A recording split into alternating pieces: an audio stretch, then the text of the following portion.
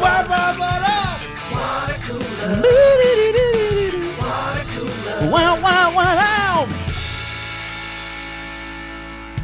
Hey, welcome to Watercooler. Thank you so much for tuning in. You know, hi. You know how the show goes. I, Chris Locks, I'm on to kick it with my cruel digital bud and Matt and Gary and Kaylin. So let me introduce everybody all the way in NoHo CA. We got Mike Dawson. What is up, dudes? Hey, Doss. So good to see you, buddy. I just saw you earlier today, but It's good to see you twice in a day. It never gets old. And then all the way in Orange County, California, we have Gary Smith. What's up, Daddy? Hi. Fresh off. That doesn't get old either. Fresh off of a jury duty selection. I don't know how much you can talk about, but man, it is quite the process. And then all the way in, I guess, NoHo, California as well, Kaylin Bean. What's going on? Hi, Kaylin. You're getting ready to produce another podcast, so that's why you actually have a background there and professional equipment. Uh-huh. Yeah, you look good. No, I'm going home after this. Okay. I've had a long day of work. I'm tired. Oh, yeah, you have a lot of... You're doing a whole pond thing tomorrow. A lot of ponds, yeah. A lot of ponds, okay. And then all the way in Austin, TX, we have Matt Fondelier. Hey, brother. We got the crew here. Matt's wearing his cruise shirt. It's going good. Everybody's back, and I'm so happy to see you because I don't sleep anymore. How's that going? I'm delirious. I'm absolutely delirious right now, and it's fine. I don't know how safe it is for me to drive. Oh yeah. Oh, see, Matt's the same thing. And I was like, we're done. Yeah. Over with that. Took a couple weeks. Remember that? We're good. Remember that commercial where Abraham Lincoln is talking to like a beaver and somebody else because they missed the guy because they were in his dreams? I want to yes and you. Never. I'm also wondering if that's a commercial or a shroom trip. It's not clear to me yet. I think that's how most commercials get started. No, your track record for not believing me is pretty good. We're solid. We are solid, dude. He's still mad at you. He's still mad at you after the whole Conan commentary. Conan Gate. Yeah, we all remember. I'm sorry, Dawson. Right. You know what? You're right. Retard. You know what? I know. No, honestly, I thought about this. I thought about this earlier today because on a recent episode, you and I were talking about my shin bleeding for several days, and you stated many facts about the rate at which a shin cut could heal, and I did not deny that knowledge at all. And I thought, you know what, Dawson's right about that. And frankly, Dawson's right about a lot more than maybe I care to admit. Yeah. Plus, if I were to lie about something, a commercial with Abraham Lincoln and a beaver, it'd be first on the list. It'd be low on my list. It'd be low on my list. But yeah, for someone like Dawson, yeah, he's been wanting to get that out for a while. So I could see how that's going. No, I just always thought, who are they fucking talking to in this commercial? I thought, what the fuck is this? And now I know that commercial was made for Chris. So if you see that commercial, you're going to get really angry. Okay. What were they advertising for? Some either wellness or sleep aid. Oh. It was for people. Maybe it was a financial or insurance. I don't know. The whole point was this dude couldn't sleep. It's a sleep thing. It was for a something called Rosarum, I think. I think I have that. Then I have whatever Rosarum. Insomnia, is that trying? Is it curing insomnia? Anyway, look, we got a lot of show today. We have a. I asked Kaylin if he has anything for us today. He says he has no quarter update, which I'm really bummed about. Me too. Just no transactions in the last few days, huh? Nope. And then also 8 quarters were acquired. Also, we have but he says, we got a flicking, but it's quick. Ish. If it's quick-ish. And then Matt goes, I got a shave fondue that's a journey. I have a journey of a shave fondue. So we really are running the gamut here. Can we call Kaylin's segment Quick in the Bean? Oh, it could be a Quick in the Bean. We'll find out. We'll get to it in a little bit, but I don't like to get to my segments too early or Matt gets upset. So we'll hold off. There are a few things I want to talk about. First off, yeah, man, I'm just powering through movies right now. I'm because I have to wake up in the middle of the night until Benny goes to sleep, and so I watched Ant-Man, which I thoroughly enjoyed. It didn't get that great of reviews. I didn't love it. But I did like it a lot. And which you're talking about the newest Quantumania. Yeah, Quantumania. But I plan to. Yeah. Oh, it's out. It's out now, and Michelle Pfeiffer is in it. What's she look like now? She still got it. Still got it. I couldn't believe it. I was like, geez, So Michelle Pfeiffer still got it, and I'm sure I'm not the only one to think that or the first to say it, but I can confirm. And I was thinking, what is PMP? PMP. I was gonna say that Michelle Pfeiffer was my very first crush, and that's strong. It was Batman. That was the moment I realized, I am attracted to females. That's good. That's good. Like, what is happening in my pants? She was also the teacher. What was that? She was also the teacher in that movie with Dangerous Minds. Coolio. Well, Coolio wasn't in it. He sang the song. Right. He sang the song. Right. That might be my PMP. Is her in the Dangerous Minds music video? Yeah, the Gangsta's Paradise music video. That's not bad. Scarface also to be considered. Sure, yeah. but it's early on though. Yeah. It's more like debut. But anyway, she's probably like an all-timer, right? Sure. Multi-generational all-timer. And I was watching Quantumania and thought, yep, still got it. And it's funny too. There's some really funny moments. I mean, you have Paul Rudd in it, so I don't know. I suggest watching it, Kaylin. I'm curious to hear you flick it or hear what you think. I will flick it soon. So I was talking to Jen, and we were reminiscing about the old days when we were just school children ourselves.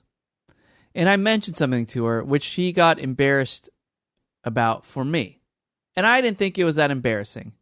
But then we mentioned it to other friends, and they thought, oh no, Chris, you should be embarrassed by that, which upset me. And that is, I used to, for a couple years, I used to forget a lot of my homework. I forgot to do it. I would be the kid who would just go to class and we'd turn in our assignments, and I would come in empty-handed. Like, what are you going to do? Sorry, I don't have it. I just you would just forget to do it. I would forget to do it. I was so disorganized. I would either forget to do it, forget it at home, whatever. I just never had it for whatever reason it was, and they were legit reasons. I wasn't lying. And a lot of it would be, I forgot to bring my book home. I forgot to bring my book home, so I couldn't, do the assignment because they would have the assignments like within the textbook. So my mom ordered me to bring every single book home every day, all of my textbooks. And I walked to school and back. So not good. Probably gave me a slight case of scoliosis, having to carry every single book. Scoliosis, that's right. My backpack was a chode. It was wider than it was long. Like, it was just like, it looked like I had a skyscraper coming out of my back. And it wasn't good. So it wasn't good for the back. It wasn't good for walking the distance I had to walk. So I got a backpack that had wheels on it. And a little handle that came out the top. What? Yep, I was waiting for the moment. I was waiting for the moment. It's a great idea now. It's like the carry-on bag you bring on the plane, but it's a backpack that also rolls. It's a roller backpack. Way ahead of your time on this one. Yeah, you are going to hurt. I wasn't just way ahead of my time. I was looking out for my well-being, my health. Mm-hmm. Yeah. It was convenient. I think it was kind of cool. Nope.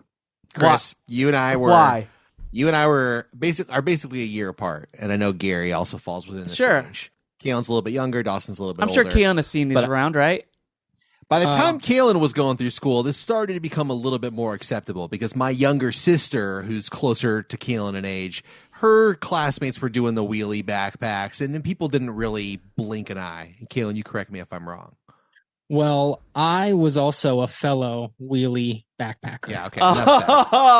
Enough said. And well, here's the thing. Don't cheer. I loved my wheelie backpack, and I thought it was great. Except for after a little while after using it, I had to walk home one day with it. And I went to a bit of a fancier high school, but right down the block was, the public high school where, the kids rolled a little harder. And when I had to walk by everybody that was going to that school with my wheelie backpack and they were all looking at me, it was at that point that I realized, this is embarrassing. Okay. Oh, That's so messed up. Let me tell you something. I felt embarrassed with them all looking at my wheelie back and laughing at me as I walked home.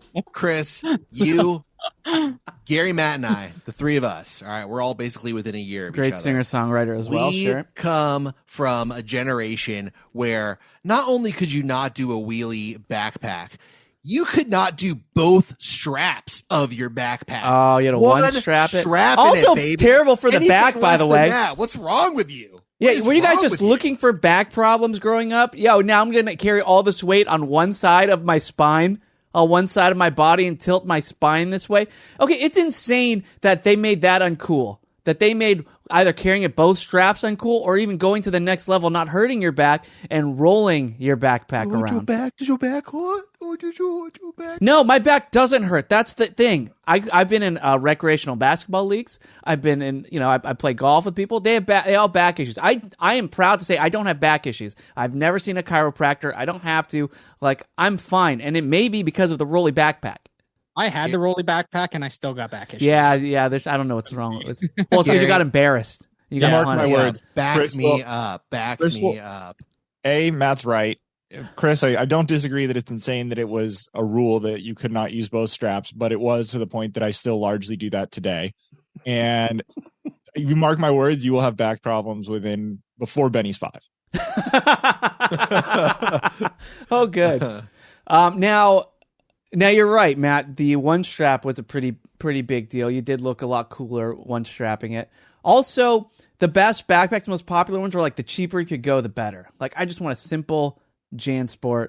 JanSport was hot. Just one pocket backpack, and that was kind of the look growing up, at least for us. So, by the way, that's the worst backpack in the world for your back. Yeah. It's a sack where everything just goes as low as it can. At least in today's backpacks, there's some structure so the things stay in the same place and they're not sloshing around and stuff. Back in the day, it was here's 24 pounds of books. Put them in what amounts to a rucksack and then only use it on one shoulder. Yeah. Now, I will say, you're totally right, by the way, Gary. And that's why I like looking. That brings me to my next topic. So, Jen and a lot of the women in my life, my mom, people, they have a lot of purses for various occasions, right? You have the clutch, you have the long strapper. I don't know the other kinds of what the regular, I guess is what it's called. The one that's fancier when you go out, the one that is a little bit bigger and can hold more stuff. And now we've evolved to a diaper bag that looks good. So, tote bag. And I would just think the tote bag might be my favorite just because it's simple, it's big, anything really fits in it. And it's clean looking. But I remember there were times when I think, geez, why are there so many kinds? Why do you have so many bags? It's annoying. Just get one bag and be done with it. You're going back to the wheelie backpack, aren't you? Oh, I need a wheelie first. Is what I'm saying. Your purse. Your purse needs wheels. It's kind of what I'm trying to lean towards. If you really want to ride around in style, your stuff should be able to ride around. No, it's just I used to make fun of it. You used to just look down on it. Geez, you don't need that many purses. But then I would simultaneously and unknowingly be just as excited getting a new backpack, finding a new bag, and maybe even a duffel for my, when I would go out. But the backpack, a backpack was really important to me, to where I love looking at backpacks. It's akin to office supplies. I mean, yeah, Kalen, yours was Michelle Pfeiffer. Mine was Office Depot.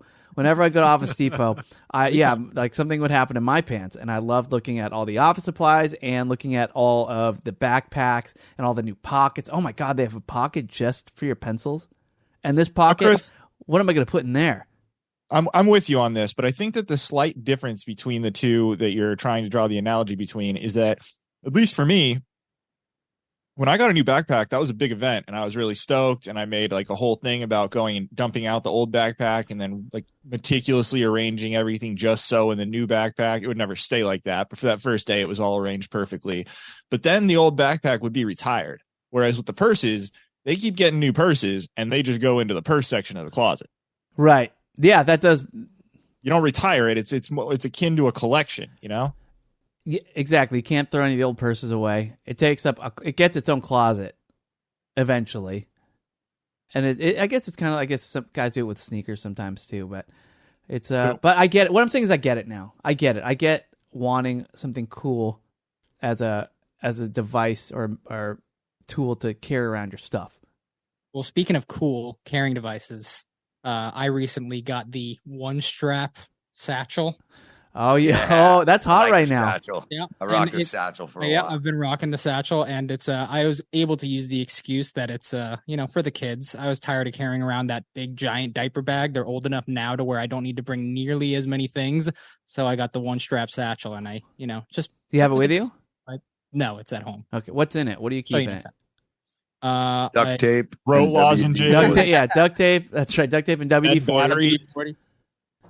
It's actually a little too small. I wish I had gotten one that was a little bigger. It's like a diaper, wipes, an EpiPen, juice box, like snacks for the kids, that sort of thing.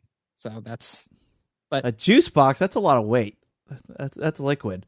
Yeah, but their actual like juice containers are kind of too big to put in there. It fills it out, so I just got to go with the juice box. It's a little one.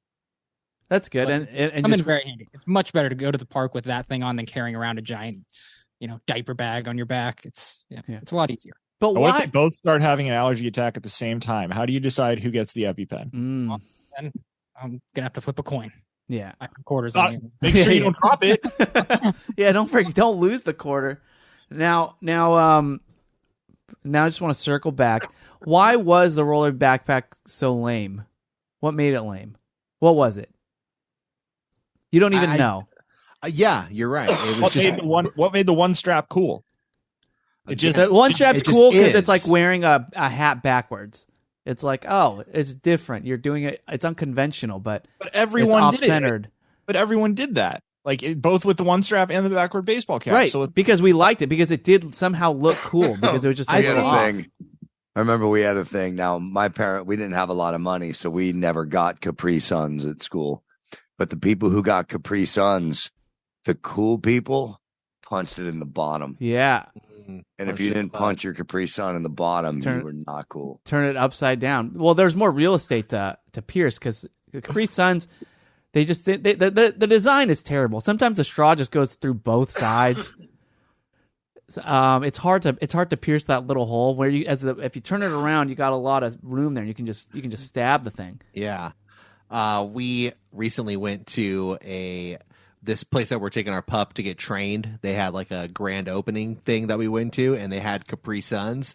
And I watched as my wife, she punched the hole the correct way, through the top. And I just looked at her and I went, interesting. You didn't do it the other way. And she went, what do you mean do it the other way? It's like, wow, you were not born in America. How do you not know this? That's got to be an American thing. Yeah. Because I guess you're not getting Capri Suns in Switzerland, right? Definitely not. Yeah. They don't know what the sun is over there. We marched to the beat of our own drum, but then okay, so I think we just were sorry. I don't mean to cut you off. No, but please. You were wondering. I am wondering why it was so unacceptable, and I do think that it's largely due to the fact that in the 90s, individuality was not a thing that people focused on. You were way better off, at least the impression was, just kind of going in with the crowd. And if you wanted to be a little bit different and let your freak flag fly and roll a backpack around like spaz, you could be the one person doing that. And, Godspeed. But, as far as we're concerned, this is the March of the Penguins, and we're all huddled together, and you're going to be out here rolling your backpack and then freeze to death. You know what I'm saying? Like, that sort of was the feeling of being in high school and middle school in that era. I don't know if I'm alone on that, but that was the only reason I can explain of why you would not want that backpack. Yeah. Now more kids do it. When 3 kids decided to do it, then it was like a tidal wave of rolly backpacks. But until then, there was just one kid in the school who did it.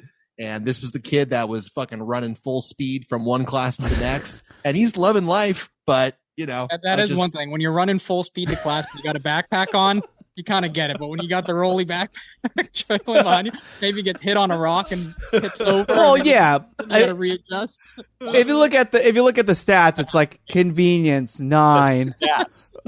How what agency is doing that? Book wielding capacity 10, speed 3. Right? You're not. Yeah, you can only go so fast if you look at the attributes, the player attributes of the rolly backpack. So all right. I was appalled astonished when Jen and all of her friends laughed at me. Yeah, and Chris, they all knew to laugh at me. They didn't go to the same school. You were probably that kid who got trapped in the library in the never-ending story. A train. Yeah, I used to forget homework so much that I had the planner. They would give you a planner every year, just with each day, and you write whatever assignment you have. And I had to get both my mom and the teacher to sign it to show that I knew what the assignment was as we went on. So, and then bring every book to and from school. So, yeah, maybe for my case it was convenient, but I guess I know there are more of us out there, Bobo Army, and I just want to say now is okay to come out and say it. It's okay to flood the comments. Yeah, let us know. Let me know. Okay? No, we don't need to be silent anymore. We can come out and say that we had a Rolly backpack and we're proud of it. All right, let's get speaking of comments, why don't we get to before comments, Gary, how's jury duty? Sucks. Yeah. I got there today and it was my second day and for jury selection, and I got there and there was a giant line outside the courthouse, which I've never seen before. And I asked the person at the end, "Is this the line?" And he said, "Yes, it is. I heard that the power is out." And so I sat there. Yeah, weirdly rained today. Yeah, and I decided to wear a t-shirt to court and not a jacket or sweatshirt of any kind. Because you don't want to get hot inside and drag around a jacket. Exactly. So I sat in. Tie it around your waist, and then you can be extra cool. Nice. Now that's hip. I don't have a roller backpack to go with that, Kaylin. So yeah, I was dismissed, and now I have to go again for a third day of jury selection. As soon as they ask me a question, I'm going to be dismissed. Oh. I mean, I just am. Let's just be honest. You have a get out of jury selection. No, I don't have a get out of jury selection anything. But if you ask me what I do for a living and I answer honestly, you're a racist, they're going to dismiss you. That's definitely not funny, Matt. That's something that will live on in perpetuity for my son to find one day. But I think that when they find out that I am I'm regularly commenting publicly on legal matters, that's probably not something they're going to want on the jury. There's no way. I'm telling you. I have had the same experience when I've been a part of a jury selection process, and I just explained that I have worked on podcasts that have to do with crime and with law, and they don't want somebody in the jury room who kind of can see the big picture and kind of steer a crowd in a certain direction. This is all my theorizing, by the way. Yeah, most lawyers will tell you they don't want anyone who knows anything about law. They just want somebody who's just going to these are the facts, this is the decision. They don't want somebody who's like, well, wait a minute, what if we really think about this? No. I know. Kaylin, have you ever been called or summoned? I got summoned for jury duty one time. When it came in the mail, it was in early March of 2020. Perfect. Yeah. That was the first time you ever got called? Yep. Oh my God. So I've never done jury duty. Gary, did they do the thing where you got to call the number every day to find out if you have to go in or not? I did, and it was the problem. Because that's your first chance to get out. Yes, which that had just happened to me last year. Yeah, dude. I think it was the last day, Dawson. I called in 4 times successfully. Well, they have a website now, but I think there's a loophole because I called the first day and they said you do not need to report, and I never called again. And then I remembered to call on the last day, I think, and they said you've served your jury duty. Yeah. See, I got to the last day and I called in and they were like, "Come tomorrow, bitch." Damn. Yeah, they got to redo that outgoing message. I just think the it's recording is a little rude. But... Yeah. I was summoned one time where I actually had to go in for jury selection, and I got out of it when they asked me my question. And I remember the question. First off, I purposely look crazy. I wore a shirt with my face on it. And then because I didn't want to be. Kaylin's wearing a picture of a shirt with me with on you it. on. Imagine if you went in with wearing that shirt, Dawson. I did that with me. Sure. Good idea. And so they're going around, and then they ask you a question. So I remember the case had to do with a police officer. So they asked me, "Do you have any biases for or against police officers?" And I said, "Yeah, I hate them." Or I didn't say hate, but I do. I don't like cops. And they said, why? And I told that story about me getting into that fight in Venice Beach and how no cop showed up. And I just told the whole story, and then they let me go. There you go. And maybe just because I was taking too much. I really illustrated it to the point where it was really long and annoying and boring. So I don't know. I think that may have helped too.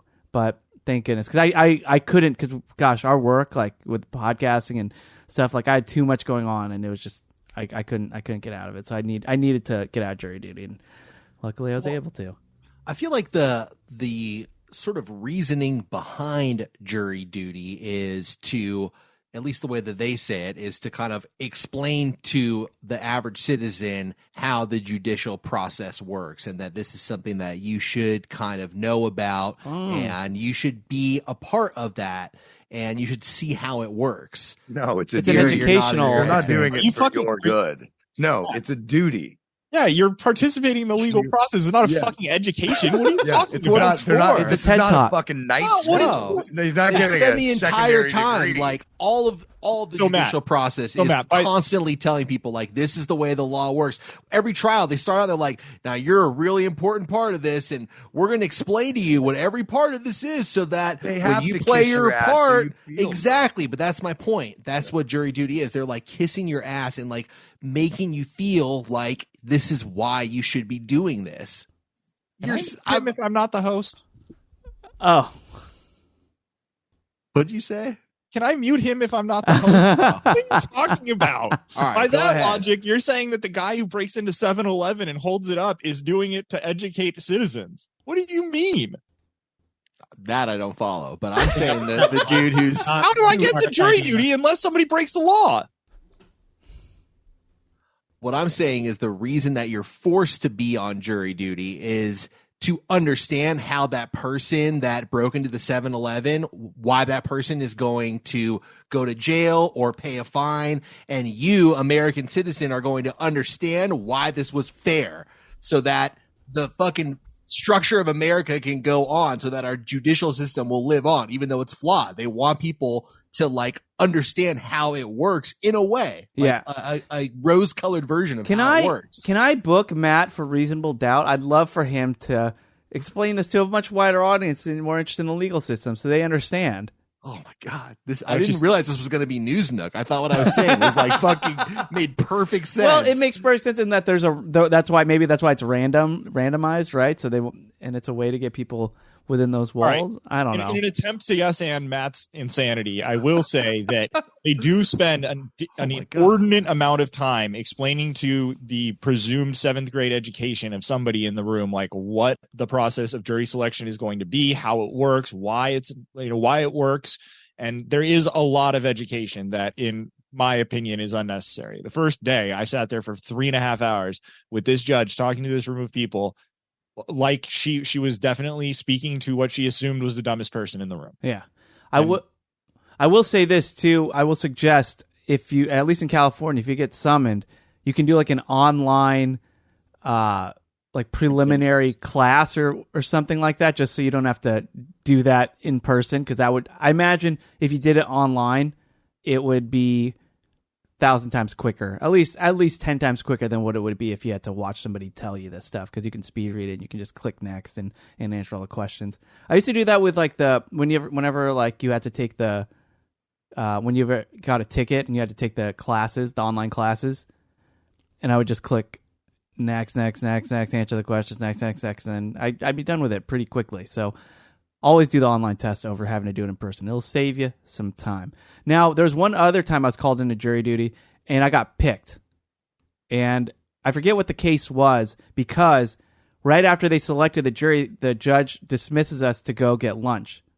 And we all go get lunch, and we come back, and like, all right, here we go. And we open the 2 big doors, and we walk in, and literally I guess the defendant and the plaintiff, is that the right word? Probably the prosecutor and the defense. The prosecutor and the defense, yeah. Both, they were all just shaking hands and like bringing it in for hugs, and the judge is in the middle like, hey guys, they figured it out, so you can go. And that was it. And we're like, oh sweet, and we left. So, maybe you don't need us after all. Justice, baby. And I learned a lot, Matt. I learned a lot. That sounds awesome, Chris. I have been given a schedule for this trial, and for those who are picked, it goes well into the last few days of June. So that could be tough. Oh my gosh, that's a big case. I bet it's murder. It goes that long. Somebody lost a life. It's not. Yep, I'm involved. Well, can you record it so Matt can use it for Sword and Scale? Because I'm sure he's going to want this audio, and if he gets it from you rather than have to get it from the courthouse, then it'd probably be a little bit cheaper. So yeah, probably. Yeah, because I'm sure Matt will be writing about this. All right, let's go to some comments. Now it's time for listener comments. All right, and this is from Joseph Gate. Joseph, I don't think he's ever written in before, at least on the comments. And if you have, sorry, Joseph, but this one was a good one. It says, Gary Patrick Smith found your cousin the sweets and snacks at the Sweets and Snacks show in Chicago. Chunk Nibbles. Hey, there you go. It's as good as crack. Definitely a buy, 10 out of 10. So yeah, Gary's cousin, that is definitely Gary's cousin, because I have met Gary's cousin. And yeah, and look, a fellow Bobo boy ran into him in the wild. I haven't spoken to him about it yet because it was very recent, but I saw on social media, I think he won an award at that show. I saw that he did win an award for, was also in that picture, which are apple cinnamon flavored, which I've had those. God, very good. I never got to try that. I moved out of state before. Yeah, because you moved away. You didn't deserve them, but they're really good. They're like Apple Jacks. Imagine if you could mix Apple Jacks with crack. And he partnered with a local. His company is based out of Michigan, which is there's a lot of pride about companies that are in Michigan. And for that apple cinnamon one, he partnered with a local Michigan-based orchard. So it's like a lot of synergy and stuff. It's good. It's good stuff. Stephanie Lynn Rinker, ice. She writes in, I threw an air tag in my luggage thanks to Gary Talks. Let's hope it makes it. I will. I think you'll be fine. And that's smart. If I had air tags, I don't have any. But if I did, I'd definitely put one would be dedicated to luggage for sure. And then the other one maybe my guitars or something. Or Benny. Oh, I could put an air tag. Put it in a diaper. Put it in his diaper. There you go. That's a good idea too. So, do you have air tags, Gary? I have one, and it doesn't work. Oh, Tech Talk. They don't work? No, I'm sure they do, but I have one. So I have one that I have attached to my remote, and for the life of me, I cannot figure out the thing. The whole myth is like, or not myth, but like the way they advertise it is that if you lose something, you can just take your phone and it will like point you in which direction and tell you how many feet you are away from it. Every time I try to do that, I can't get that feature to work, and it just tells me like it's in your house. Like, thank you very much. I need to know where the thing is specifically. Like, guide me under the couch, and I can't get that part to work. Jeff Nilles, he writes, catching up on a couple week of backlog episodes. Was anyone else hoping for the M. Night Shyamalan twist where Dibs is now Matt's wife? That would be an international thriller. Dibs was on abroad from South Africa to Washington, D.C. / Pennsylvania. Yeah. It's unfortunately a saga that is not that intricate. Well, I don't know. The story's not over, I think. Ryan Rabalais said... I hope it's over. Well, it could be. I mean, who knows? Ryan Rabalais, I don't know how to say it. He says he's just saying that Bourbon Street's going off when Keelan found the Louisiana quarter. Remember that epic reveal he had last week? That was wild. Yeah. Triple header. That was unreal.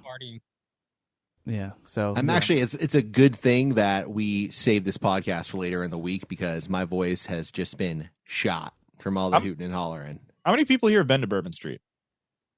Well, Gary, you and I were there. You and I know that. Anyone else?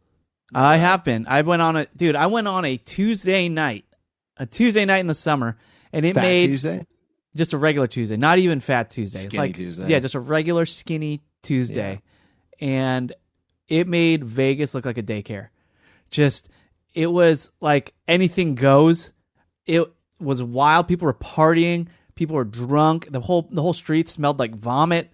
It was, It It was The wonderful. first I saw time boobs. I saw everything, man. The first time I went to Bourbon Street, it was for a friend's bachelor party, and I landed during the Super Bowl, and then the following Tuesday was Fat Tuesday. So we were there just right in the middle of Mardi Gras. It was almost too much. Yeah. It's wild, and I suggest everybody go. It's very fun. But it's crazy. Like, I mean, I saw some stuff that I didn't want to see. Yeah. Matt, what was the weirdest part of what, that Chris? I saw a woman punch her dog in the face, Dawson. Ew. Oh. Yeah, I told you. You asked. I was trying not to say it. I was trying to move on. I wanted to know what Matt thought was the weirdest part of our trip to New Orleans. Weirdest part of our trip to New Orleans. Good. There's a correct answer to this. I'll give you a hint. I know what it is. To me, the weirdest part was wanting to go see Nicolas Cage's. Correct. That is the correct Doom. answer. Oh, I thought it was because your Ramos Gin And- Fizz didn't take long enough. That The would have been Ramos great Gin too. is a close second, but the bachelor of the bachelor party insisted that everyone, including his father, walk 35 minutes across New Orleans to a deserted cemetery so that he could look at the future resting place of one Nicolas Cage, which is a giant pyramid, only to discover that you could not get into this cemetery. So it came to a sputtering halt with me lifting him up so that he could peer over the wall of the cemetery and see this stupid pyramid that no one was in. I have to put a slight asterisk. Jesus, dude. What's that, Kalen? Is he satisfied? Did he He see was it? pretty satisfied. All right. He was. We can No one else share. was. Then we it can share worked the out. video. I think we've shown it before. I have the video of the lift. But what I was going to say, the asterisks on this, to me, what was the weirdest part was not that we had to travel 30 minutes to go see it. I feel like any sane citizen would go do that, Gary. What I thought was really weird was that you had to pay money to get into the cemetery. Well, it was not only that, but you had to have like advanced reservations because we would have paid the money, but they weren't letting us in. That to me was bizarre. Like, what if my grandma was buried there? Like, Pay up. fucking Pay up, pay exactly. up. You want to see your grandma? Pay up. That to me was so weird. Like charging money to get into a fucking cemetery. That's weird. That is weird. I mean, by all means, take my money when you're putting me in a casket. But once I'm in Yeah. the ground, it should be free. Yeah, I agree. I'm with you, Matt. All right, a few more comments here. Donald Powell says, join the Patreon for Watercooler to hear medical devices compared to the two best films in history. I don't know what that means. I need further. Makes me want Okay, to sign up. I'll What name can the I two say? films. I'll name the two films, and you guys will understand. Citizen Kane Pain. Got it. and Dark Knight. Hmm. Although we did Dark Knight Rises, same franchise. Yeah, so thanks, Donald, for the plug. Stephanie Bennett. Oh, I love your last name. Hey, Stephanie. She says, congratulations, Chris, as your resident labor and delivery nurse. I truly appreciated hearing your firstborn's birth story. It always makes me happy hearing it from the parent's perspective. You will be an awesome dad, Woof Woof.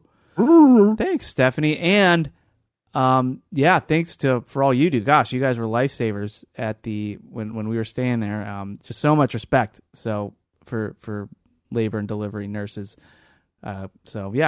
Bravo. Seriously, to you those and your people team. are unsung heroes. I They know.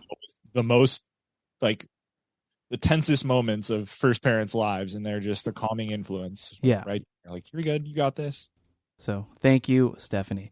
Ashley Nicole Rollison says I should just rub a cold wet wipe above my baby's diaper and across his belly button to stop the pee.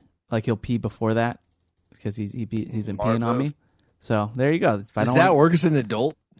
I'm I'm like, oh god, no, it doesn't. I can't confirm. Go here. Give me a wet towel, quickly. Hold on, Matt.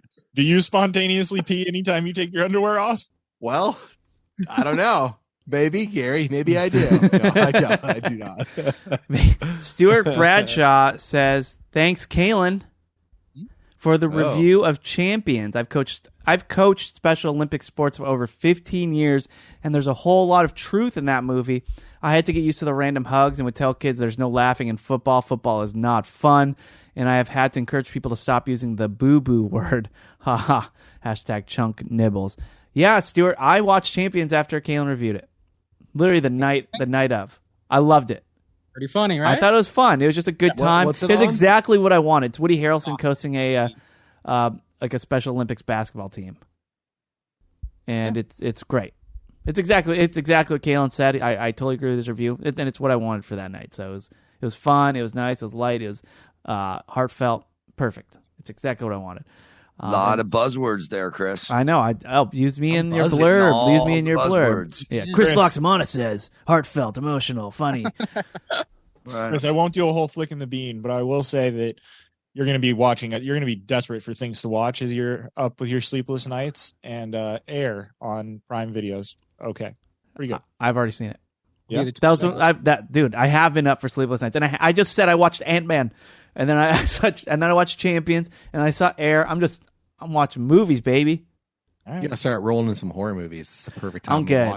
to watch it. He's trying to get a baby to sleep, Matt. What is wrong with you? Yeah, you learn how to protect your baby. I can't have two boys crying in the house.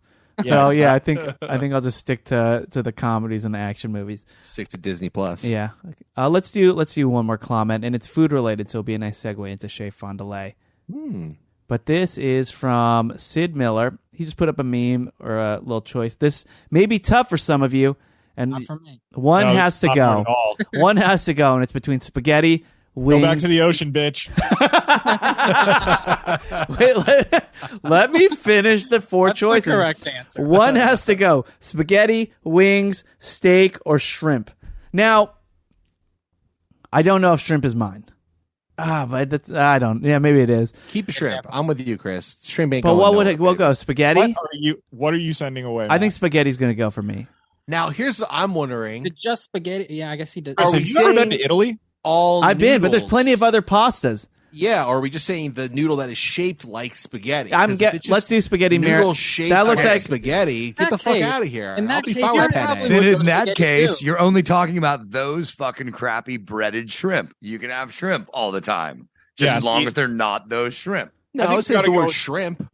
It says the word spaghetti. Doesn't say pasta. I'll take fusilli instead of if that said pasta. Exactly. Thank you, Keelan. Yeah. It says spaghetti, so I say fine with spaghetti. I'll be fine with some fettuccine or some fusilli. I don't need to go into Damashek here. But I was really hoping you would. Plenty of options. Now, here's the thing. You're not playing the game with spirit, Matt. You're trying to get through on a technicality. Yeah, I think Matt's pissed that we're recording at night now and that he's got to have dinner later, and he's just being contrary. Is he hangry right now? The thing I have issue with is the picture for shrimp. They use the most unappetizing picture of shrimp. There are way better kinds of shrimp that would be wonderful. And I'm going to say this. Maybe it's controversial. I prefer shrimp head on. I would take shrimp head on over head off any day. That means the shrimp still has their heads, Kalen. It's more flavorful. Yeah, I'm aware. So your shrimp capades are legendary.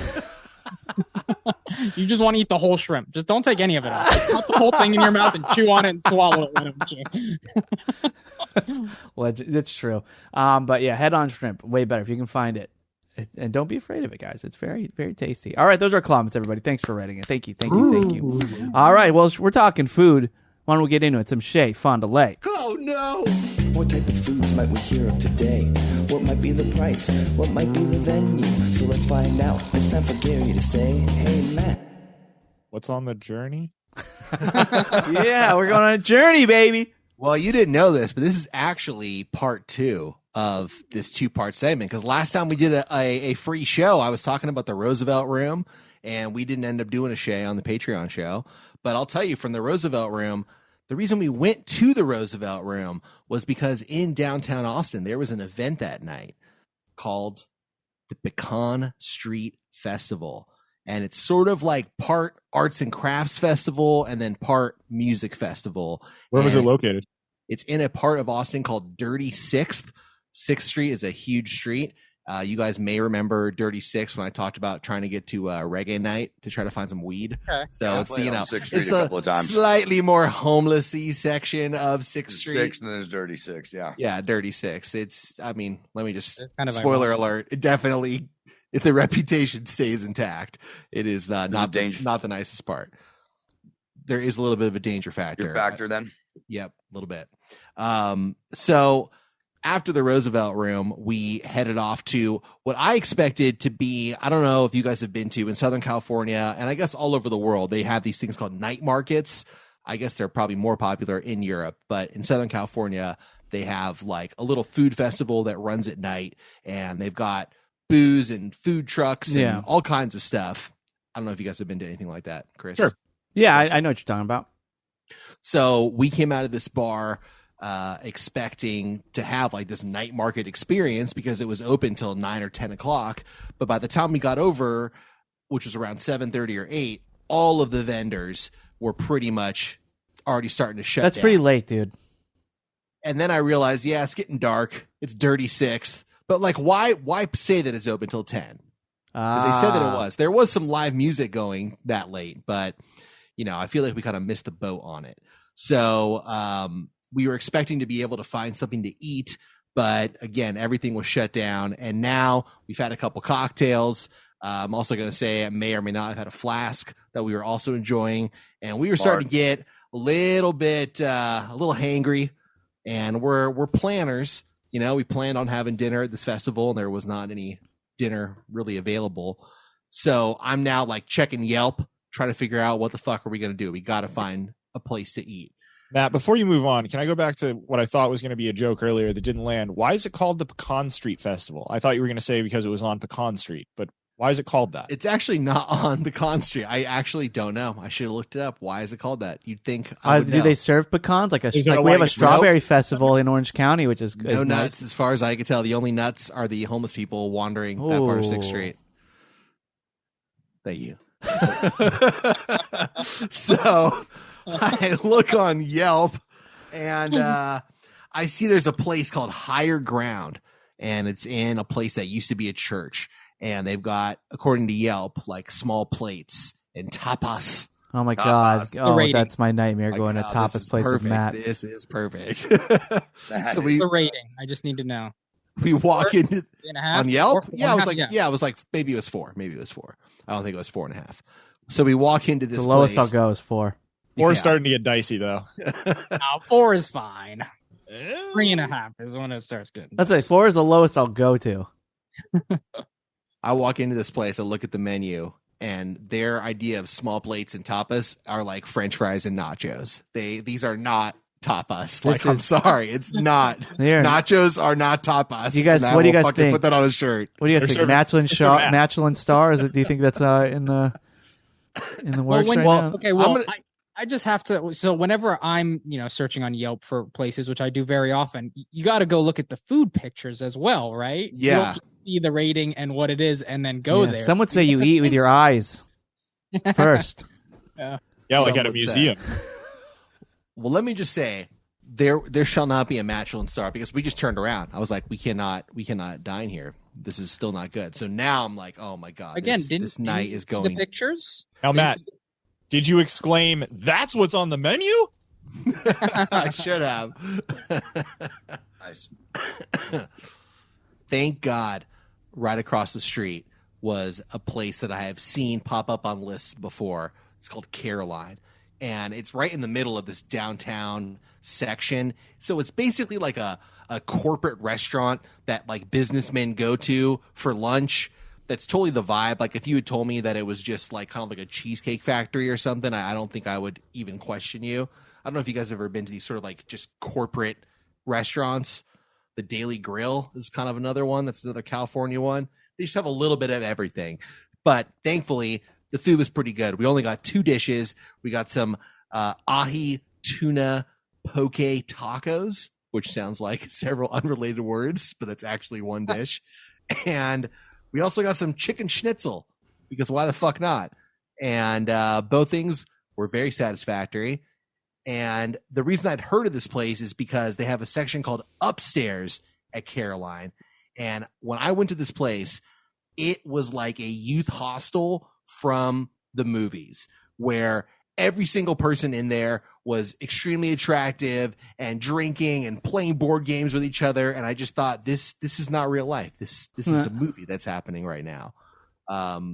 Anyway, kind of a crazy night. That's what's on the menu. All right. Right. So no Michelin star for Caroline's? No, definitely not. But I will say, coming up soon, there will be a Michelin star awarded. I have gone to this place, and I look forward to talking to you guys about it. Well, before you do, I'm going to need you to go ahead and get the video of you going in and trying to present them with the Michelin star.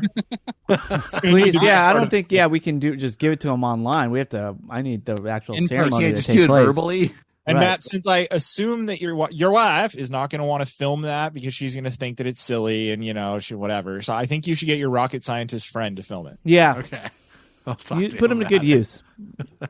And he'll tell them before he gives them the start, hey, I'm a rocket scientist. So you don't even know what you're getting right now. Now, Matt, actually, Kaylin, you can see your screen, right? Yep. Like, what do you think of this stuff here? That looks... Oh, it went away. But it went away. Dang it. From the looks of it, looked like anything that I would want. We got this burger. We have these oysters, these fries. Fries. Yeah. Sliders. Yeah, this place looks good. Yeah, this is higher ground. Sandwich down there at where the bottom was that this? solid. I'm just saying, Matt, this is higher ground in Austin. This is what you missed out on, buddy. No, I'm seeing our French fries. French fries and mussels. Sliders, but look at all these oysters. Look at these. Are these beignets? It looks a little basic. It looks a little basic, but definitely. Tapas? Does this look like tapas to you? It does not look like sorry, these aren't tapas. Although it is good food, it doesn't qualify as the Spanish appetizer that are shareable. Going out food than ahi tuna tacos and chicken schnitzel. Yeah, so I'm saying, Matt, you made the wrong choice, dude. You made the wrong choice. All right, well, now I was talking to a Higher Ground PR's team. Higher Ground, you hear me? You're welcome. All right, let's get going with our final segment of the show. A quick in the bean. We all want to know What day? Your opinion's what we need. We need. So Kaylin, get on that mic. And flick the bean. Oh, Kaylin, flick the bean. Respect all women.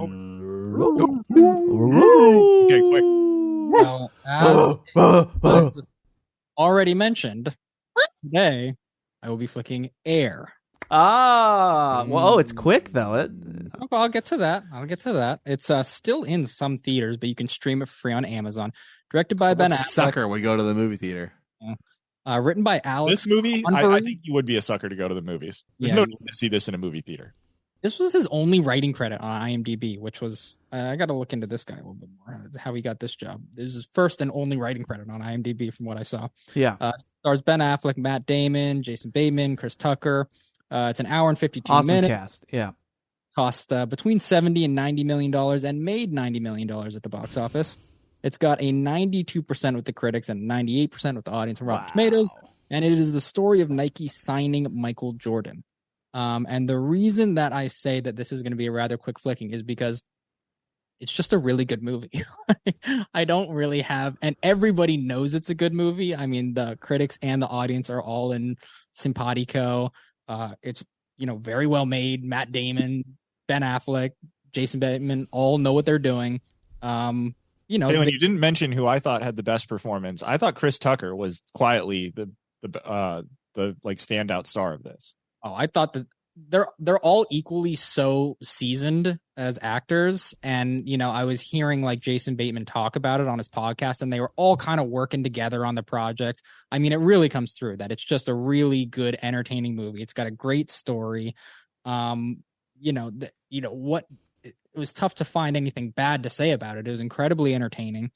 Especially a story that, we all know what happens, how it turns out, and you're still, very much invested in it pretty much all the way through. There are a couple as I said, I've seen the film. There are a couple things that I thought. One was the interesting choice of not really having a Michael Jordan character. I love that. That was great. Michael Jordan appeared once in the movie and they never showed his face. Yeah, you see him a few different shots, but always from behind. It's all just what's happening around him. Yeah. And I thought that was I like that they did that. Yeah. Also, what did you think about Matt Damon's dad bod? I liked it. I thought it served the character well, and I thought it was good. I saw an interesting. They tie into it later too, when the joke. I don't. Oh yeah, I know. I try not to objectify men by their body types. That's all I do. Maybe that's just me. And then also, I heard that the way this movie got created was because of The Last Dance. Like the guy was watching the part of the Michael Jordan documentary, The Last Dance, where he got signed to Nike, or where him and Nike did the deal, and he thought that's interesting, and then he wrote it during the pandemic because of that documentary and that section of it. Ben Affleck, after that happened, Ben Affleck then took the project and said he wanted to make it, and he went to Michael Jordan and said, "What do you think about me making this project?" And he said, "I have one condition: you have to have Viola Davis play my mother." Easy enough. She was great in it. She was fantastic. She was amazing. Awesome. So good call, producer Mike. What if he said, "I'll do this, but only if Melissa McCarthy plays my mother"? Well, then that's a comedy. Oh, and by the way, how I didn't know this was going to happen, but I was pleasantly surprised to see our old friend Jay Moore in the movie as well. Shocked. That was the craziest part of that movie, was his name in the opening credits. I was like, "Oh snap! Look at that!" Yeah. So that was great to see him in there. But I love that. I love my favorite scene, and I'll just say it because, F it. If you guys want to watch it, just fast forward for 15 seconds, is when Matt Damon is sitting with the mom and just goes, "Let me tell you what's going to happen at these other meetings," and just lays it all out. I thought that was badass. Because let me tell you something. Premonition, Matt Damon is my favorite character in the world. He did that in The Bourne Identity, where he's sitting there. Well, I guess it's not really premonition, but he's just like, I don't know how I know this stuff, but I know the cashier is left-handed, and he keeps a gun under the register. The trucker keeps a gun. Oh, yeah. The trucker is that's what it place to look for a gun. The guy over at the counter is 260 and knows how to handle himself. And altitude, I can run flat out for a quarter of a mile before my hands start to shake. Now, how do I know that? Why do I know that? Gary, thank you. That's a great scene. Isn't that the best scene in the movie? That's fantastic. There's also I'm not giving the scene away, but there's another interaction between Matt Damon and Viola Davis over the phone where he nails the Nike slogan in a way that I didn't really expect, and it was kind of creative. Yeah, and it was very enjoyable when he did that and how he did that. And by the way, is that thing Chris Tucker says about the Nike slogan real? Oh, I bet it is. I bet it is. Last words, yeah. I bet Nike had to allow this movie to be made, and they wouldn't have anything erroneous. I've heard that before. Yeah, I guess I don't know how true it is, but I've heard that.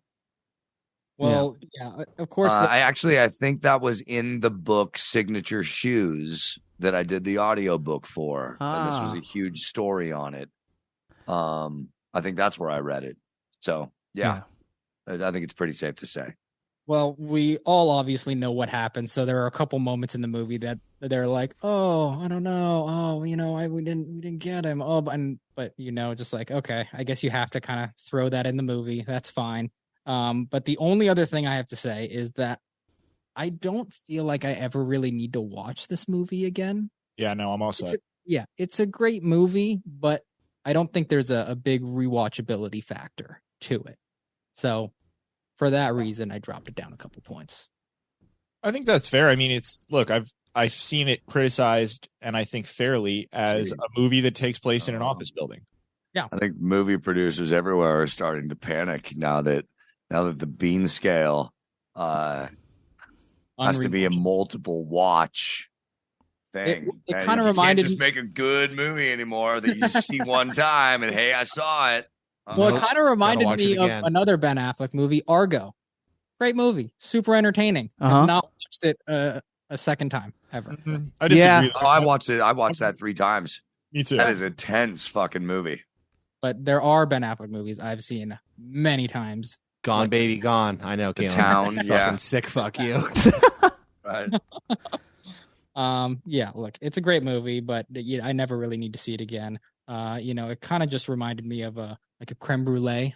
How dare you, sir? You only want one creme brulee. You'll never return to it again. Yeah, it's not shrimp. I only want one bite of a creme brulee. I don't get to go back for any more. It's too sweet after that. But that first bite, don't get me wrong, it's delicious. I enjoy it. I don't even like sweet things, and I will love the first and only bite of a creme brulee. So, like the first and only bite of a creme brulee, flickable 9.3 out of 10. Oh, it's above the daughters, and you don't want to watch it again? I don't need to watch it again.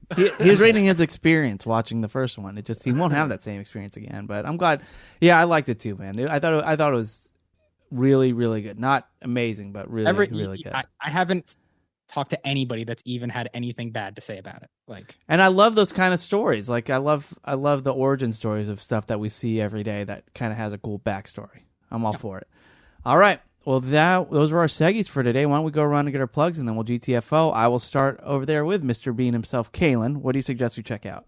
Definitely check out our Facebook group. It's a lot of fun, even if you're not on Facebook. Get one, and then sign up to only our Facebook group, and I promise you'll have a good time. Other than that, if you like reality TV shows and you like to listen to people recap them with a bunch of comedy, then check out Bad TV. Doing a lot of different shows now, Below Deck, Vanderpump, plus a lot more. So check that out. All right, I hear that Vanderpump drama is fun. It's going to get crazy tonight. Oh, is tonight the reunion? Part 1 out of 3. So, yeah. Well, fill me in because I'm not going to, dude, I can't, and I feel like it's going to take longer than 10 minutes to explain it all to me. So it will. And if you're in the same camp and you would like someone to explain it to you, then again, Bad TV, there's a episode where they recap the entire Scandival for those that were unfamiliar with it, so you can catch yourself up. Yeah, I was trying to get Jen hip to the Avengers, and she's it's take a while at this point. Oh Just my like god, Vanderpump Rules. literally had to explain the Avengers, and I'm like, all right, here goes. Iron. So there's a guy named Tony Stark who became Iron Man, and I couldn't even get through it. And then I was like, let's just watch a video. And I found this video online, and like just to get through Iron Man, it took him 3 minutes. And there's like 20 something movies to get you caught up to the Avengers. And so yeah, she was not into it. It was just taking too long, which was a shame because it's really quite a nice lore. Now, Gary, so about you. What's up with me? Check out Reasonable Doubt. Subscribe to the YouTube channel, youtube.com/Reasonable Doubt Podcast. And check out this show on Patreon, patreon.com/Watercooler. Yes, get that extra Clonton, everybody. Dawson, what do we check out for you? Shit. Let's see. Next comedy show is June 11th at the Chateau in North Hollywood. And that's their comedy festival. And I think the free ticket code is like Fest Mike or something like that. It's on my Twitter at Dos Angeles. And then August 19th, the Smoke and Kills with Seven Horse at the Roxy. Dude, it'll be good times. That'll be an epic show. All right. Yeah, then definitely come check out Dawson's comedy because he's getting ass-backed now. So, I mean, he's asked back. I backed that ass up. And he's ass-backed and asked back. All of it. Matt, so what you? I'll just echo what some of the guys have said. Please check out our Patreon, patreon.com/watercooler. Especially if you've been listening to the show for a couple months, a couple years. Come on, you're in. You're in. Hear it all. Just hear it all. We've been doing this for so long, man. I got an email today that suggests we may be able to enable free trials. So really? See, that would be cool. Might be coming soon. Yeah, I mean, I feel like we started doing 2 times a week back when the pandemic first started, and it's been 3 years that we've been doing it twice a week. And I don't know, if you like the free show, please consider signing up for Patreon. It really helps us all out a lot, and I think you'll dig it. Yeah, and it's you get outros, you get Kalen a lot more often. Outros you get our origin stories basically, because I mean this is a few years ago, so you're hearing a lot from us and how we were back in the day. If you're a new huge listener. Archive, huge. We just reached 150 Patreon episodes aside from all the other content that we do over there. So there's a lot that you get. All right, definitely sign up. And then as for me, let's see, June 3rd, I'm playing at On the Rocks in Long Beach. 8 to 11 p.m. The band Loxy will be playing. And then, that's Saturday, June 3rd. And then the Saturday after that, June 10th, I'm playing at Marina Wine, doing some acoustic stuff. So come and check me out playing music. I'm back, baby. And that will do it for Marina Wine's in Long Beach as well. That will do it for today's episode of Watercooler. We'll see you later for this week for Patreon. We love you. And goodbye. Woo, woo, woo, woo.